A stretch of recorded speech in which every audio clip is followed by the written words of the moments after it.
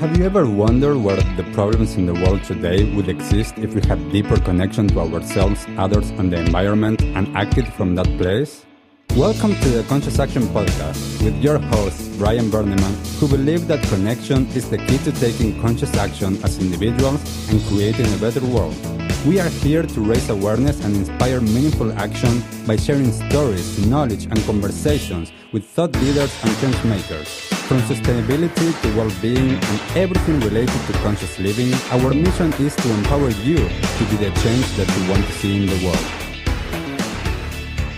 Welcome to a new episode of the Conscious Action Podcast. I am Brian Berneman, your host. And for this episode, I wanted to share a little bit more about my story. I know that throughout the podcast, I have shared a lot of times different aspects or different parts of it. But I just wanted to do kind of like the origin story of Brian Berneman, how I went from being super disconnected to living consciously. The first thing to mention is more on a chronological step by step. So the first thing is I was born in Buenos Aires in Argentina, with two wonderful parents that I'm so grateful and fortunate to have chosen these parents for this lifetime. I have I'm one of four, so I have three siblings, two brothers and a sister. We had a really wonderful upbringing, a really wonderful childhood. Quite typical, I would say, in a lot of different things, going to school, sports, activities, martial arts, all of these different things. But having been in a Catholic country like Argentina, and I was part of a Jewish family that already created something different than a lot of, people in the country. My family wasn't a religious family at all. It was more of a just traditionalist family, staying connected with the community type of thing. My journey didn't start since the first moment. It started a little bit later when my parents started to explore their own personal and spiritual journey. And through that's when a lot of the changes started in my life and in my family's life. So I remember that when I was around 10, 11, 12 years old, that some of the conversations and some things that my parents would share would be quite different or quite interesting. And little by little throughout those teenage years, I started to get a lot of more suggestions about reading books or going to some classes. It was really nice because my parents didn't really push this into me and my siblings. It was just a suggestion if we wanted to go. There's, for some reason, something in me that said yes to all of it. That is part of what started my journey. But there were certain things as well that when I reflect back, that I actually got, even if it was from just the regular life, there were things that actually shaped me a lot. And one of those things that I do recognize is that from a very young age, I was able to say no to certain things that I didn't feel comfortable doing because I cared more about what I wanted to do than what my friends or the people around me would pressure me to do. I remember this a lot with when I was 13 and a lot of my friends started to experiment with cigarettes or drugs or even with sex.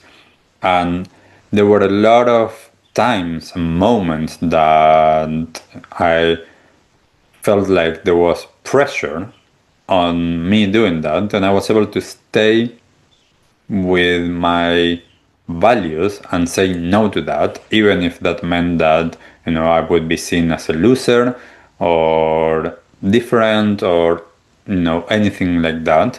So I do recognize that even before I started to practice and to explore more of this conscious, more spiritual personal development journey, that I had some, good foundation already from there. I had a good foundation as well because of having a nice connected family at that moment. That didn't remain the case, but at that moment when I was a kid, my family, we had a lot of gatherings, we would have a lot of dinners as a family, so I had that behind me. So I just want to acknowledge that. And there were a couple of pivotal experiences in my life. This is part of my late teenage years. And one of those was when I started to go to Tibetan yoga classes. So when I started to practice Tibetan yoga and meditation, that was a huge turning point for me. Because I remember a lot my first class of Tibetan yoga. That was the first time in my life that I actually remember feeling my body and feeling feelings. Not thinking, feeling. And that was a huge aha moment for me. That was, kind of like, I thought that I was connected. I thought that I was okay. And I didn't realize how disconnected I was until I actually connected. So until I started practicing Tibetan yoga, I didn't know that I used to be very dissociated from my experience, that I used to repress everything, that I was super stressed out, that I had a lot of anger. I wasn't aware of all of that, but I was. And I remembered a lot of times growing up that my parents would ask me, "How are you?" And I would always say, "I'm fine." And then they would ask again, like, "But how are you really?" And I would always be, "I'm fine." And looking back, I know that it's because I thought that I was fine, because I was repressing everything. So even though I was really stressed out, I wasn't aware of it. And it wasn't until I started to practice Tibetan yoga and meditation that I noticed the difference. And this is where I was also introduced not only to reconnect with my body and my feelings, but I was introduced to energy, because that is what I started to experience. I started to experience energy. I started to experience energy as it moves within me and energy outside. I started to notice that suddenly I could feel with my hands, I could feel the space around me. And I could feel when it was more dense or more light, and I could slowly start to change it and play with it. And through some of the books that I was starting to read, I started to connect the dots there and started to see like, oh, okay, this is actually something that they are talking a lot on the different energy healing techniques. And that was one of the other aha moments or pivotal moments, was when I went to have a Reiki session. So I went to have a Reiki session and I could feel all of what this person was doing, even though they weren't touching my body. I could feel it all moving. So I was impressed and I wanted to know more about it. So I asked this person if he taught Reiki, and he did. So I asked him, oh, okay, how is this? And he then said, he just stopped for a moment and he kind of like, I noticed that he was internally speaking with someone that was just there to his upper left. And then he opens his eyes and he's like, I'm being told that you're going to help a lot of people in the future, so this is going to be for you. So he just gifted me this, and I was, wow, something free, that's amazing. I didn't realize what he actually meant with all of this, because for me, when I embarked on this journey, it was about reconnecting with myself, about being well, about being more balanced. It wasn't about making this what I wanted to do for a living and for work. So it was really interesting. So I started to explore more and play more once I started to learn Reiki. Then I started to learn another healing technique that's called the Arca technique, which was another amazing experience as well. And I started to get more and more into it, reading more books. And I remember at one point that when I started to realize that this wasn't just something that I did whenever I went to a class or to a session, that it started to, be integrated into my life. It was one day when I was driving, and I used to get, before that moment, I used to get road rage. I used to be crazy behind the wheel. And all of these feelings, I would flip the finger to everyone, I would shout to everyone. I was so angry and I was so dangerous behind the wheel. And one day I remembered that a car cut me off, and I would normally just get that reaction. And I was able to just feel where in my body that energy, that feeling started to bubble up. And I was able to just be with it and breathe into it, be aware of it, and then it just transformed. So I didn't have to react. And in that moment, I remember being like, whoa, this is similar to the things that I'm doing during the classes. So I was like, okay, there's something here. So I wanted to explore more and more and more. And so I started to read more of the books. I went to the classes. I also started to explore some other techniques, because then my parents started to invite me to go to sound healings. And I remember going to this place. It was once a month, and it was for like 2 hours or something like that. And I remember that the sounds and the vibrations, everything was so overpowering, and it felt amazing. It just felt that my body could relax, that my mind could relax, especially because I was living so much in my mind that when the sound was overpowering, for some moments thoughts stopped. And that was amazing. So I was, okay, there's something here. And little by little, then I started to learn more about the vibrations and the frequencies. And then, just like everything else, I wanted to learn more. So I did my trainings. I learned this just for me. So I was doing this, and alongside of that, I was having my regular life. I was going to university, I was working, I was playing sports, I had the girlfriend. Like, I had my typical life, and I was also doing all of these things. And at one point, when I finished my studies, that I studied 2 bachelors, one in communications and the other one in journalism, I did a postgraduate in neuroscience, and that gave me a lot of understanding as well on some of these things that I was learning about how the mind works and how to bring these seemingly different worlds of these ancient wisdoms and all of this, what mostly I knew as alternative medicine or alternative practices, how all of this actually is starting to be proved by neuroscience and by what's actually happening in the brain. So I started to, get more and more into all of this, and I moved, I moved to New York, and then to Miami, and then to Germany, and all of that was wonderful experiences of growth, of being, living in different countries, living with different cultures. And I felt there was something that was not fully there yet in my life. Partly because even though I really liked what I was doing, I just felt like I didn't want to be in an office anymore. Working 9 to 5. It just didn't feel like something that I wanted to do, and something that I didn't want to do, especially without something that I felt meaningful.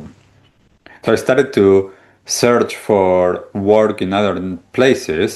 And then one day, when I was in Berlin, I was doing my Tibetan yoga practice. And I remember about this retreat center in California, which is the place where the Tibetan Lama lives, and where they teach more of this and they practice this. So I just messaged my teacher back in Argentina and I asked her about this place and I asked her what she thought. And she's like, "Oh, I think that you'll love it." Then we message them to tell them that you're going to reach out because there's, of course, an application process and for them to approve you going to live there in the community. So the following day, I sent an email and I received another email saying that my teacher had talked about me and that instead of having to go through an entire process, that we could just have a Skype call just to get to know each other and for them to tell me more how the daily life is there, and that was it. And so we had this conversation the following day online, and then they told me that if I wanted to, in 2 weeks, I could start. I could move there. So I was like, okay. So then I went to Argentina to visit my family, and then I went to California, and that was huge. The experience of living in that retreat center, what ended up being for 2 years, that was so transformative because I was able to practice. I was able to have nothing else to do other than being there in the midst of the redwood forest in this retreat center with an amazing energy, with people that are all practicing an intentional community, and I didn't have to think or worry about money, about cooking, about buying food. I didn't have to focus on so many things that in daily life I had to. And instead of practicing outside of my work, going to a class for 1 hour or something like that, I was able to be in that space 24/7. And that time not only allowed me to expand and grow and heal so much and understand so much, it allowed me to also integrate a lot. Because as I was learning a lot of the practices of Tibetan yoga, Kumye, I was practicing the teachings of skillful means, which are, to simplify it a lot of the teachings from a Buddhist perspective on how to use daily life for our personal development or to reach enlightenment. So all of the work that I was doing there that was really meaningful for me as well, I was doing it whilst practicing being present, practicing working with my energy, practicing working with my concentration levels, understanding so many things that help me to understand that I don't need to only practice sitting down or when I'm going to a yoga class or a meditation class. I can actually do this all of the time. I can bring my presence and my awareness and practice being in a meditative state all the time. As I am talking now, as I am with people, as I am working, as I am walking, as I am doing whatever it is that I'm doing, I can stay there. So that was huge in my journey. And I'm not going to go into a lot of details now because I'm going to record another episode about a lot of the experiences there. But that was huge for me. And even though I decided to stay longer, the universe had other ideas. And from one day to the next, I had to get out of the country because my work visa extension wasn't approved. So I left. And ever since then, I mostly have been in New Zealand for the past 10 and a half years. I lived a little bit in Europe before, but mostly I've been here in New Zealand, just sharing all of this, working and sharing all of the things that I have been doing. That I was doing some of it before when I was in Argentina, when I was in the US, when I was in Europe. But once I came here, I'm like, okay, this is it. I'm just going to do this. So now I've been really fortunate that for the last, 9 years, really, I have been able to just do this, to share what I have learned, to share the different practices, the different techniques, to share me and my understandings, my change, moving from someone that has been super disconnected to someone that is much more connected, that is able to go from unconscious to conscious living, from a lot of stress and anger to balance and tranquility. This has been huge for me, this path. And I haven't even talked about one of the main things I'm just realizing that was huge in my path, that is systemic family constellations. I'm going to do another episode around this because that's also huge, but that also gave me a lot of different understandings around trauma, around compassion, around how we are carrying things that don't belong to us, but how we are then behaving and the patterns of behaviors and tendencies that we have. So all of this journey allowed me to come back home to myself, to reconnect with my being, to be able to navigate life much more differently than I used to. Because I used to react to everything, and now I'm able to respond to things. I still have challenges, but now they don't stress me out. I have been really fortunate to have, for more than 15 years, the capacity to be with things so that I don't have to get stressed. There are still things, there's still tension, there's still things happening, but how I used to stress out to how I'm able to be with the experience now is huge, the difference. And this is what I want to share a lot of times with everyone, when I'm at university teaching or whether I'm working with businesses or individuals, is sharing that we can change. I know it firsthand. I know how it is possible to go from being very mind-focused, very anxious, very stressed out, very angry, to someone that is much more relaxed, much more present, much more balanced, much more aligned. I know that this is possible, that change is possible because I have changed. Of course, this isn't all of my life. This is just aspects of my life and little snippets here and there. But I wanted to share this just because there's been so many people that have asked me about it.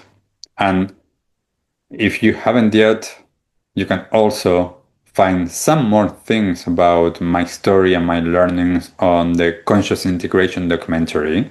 So I invite you to check that out as well. But hopefully this gives you a glimpse. And there are some interesting things that you heard about me that perhaps you didn't know. Because I know that a lot of people that know me don't know that I used to be a really stressed out, angry, anxious person. So hopefully this gives a little bit more context and understanding about my story. So as always, thank you for being here. Thank you for watching. Thank you for listening. If there's anything that you'd like to share or comment, please leave a comment, whatever it is that you are listening to this or watching this. And as always, thank you. And until next time, bye. What did you like the most about this episode? Take a moment to think about what change you can make in your life today. Share your conscious action on social media using #ConsciousAction and tagging @ConsciousActionNZ so we can celebrate your impact on the world and create a ripple effect. One easy action we would love for you to take right now is to share, like, and subscribe to this podcast. This will help us get these messages out into the world and inspire more people to take conscious action in their own lives, contributing to the better world we hope for.